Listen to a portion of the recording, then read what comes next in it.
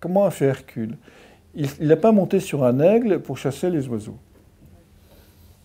Il est monté sur le mont Silène. Alors, ce qu'il faut savoir, c'est que le mont Silène, c'est le lieu de naissance de Mercure. Mercure Hermès est né dans une grotte qui est sur le mont Silène.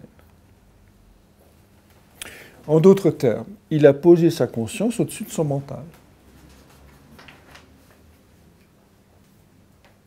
Très jolie image, hein, que pour chasser ce que je vous disais tout à l'heure, on peut résoudre un problème que si on se place à l'étage au-dessus. Il a posé sa conscience au-dessus de son mental et il s'est mis à jouer des castagnettes. Alors, castagnette, c'est la même racine que châtaigne, et ça a donné le mot castagne. Recevoir une châtaigne et aller à la castagne.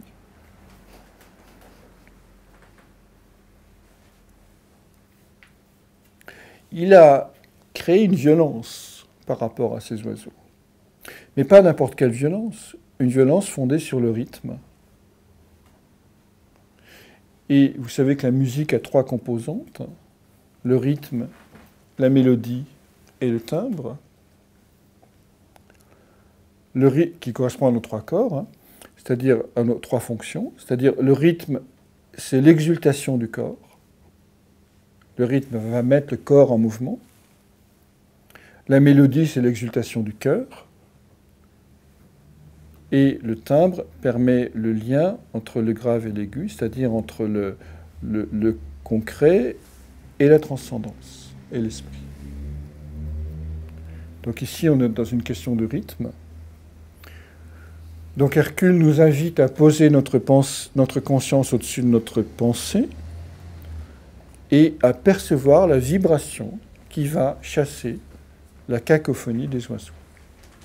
C'est-à-dire la cacophonie de nos pensées explicatives qui nous donnent l'illusion que le monde est compréhensible.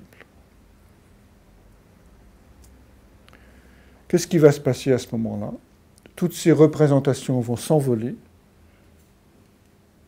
Il va y avoir une période de confusion, de trouble, d'obscurcissement.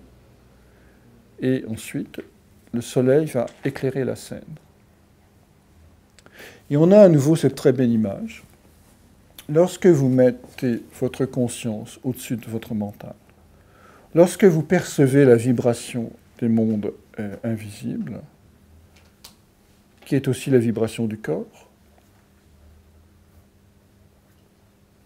vous établissez un contact direct avec le soleil, avec l'archétype.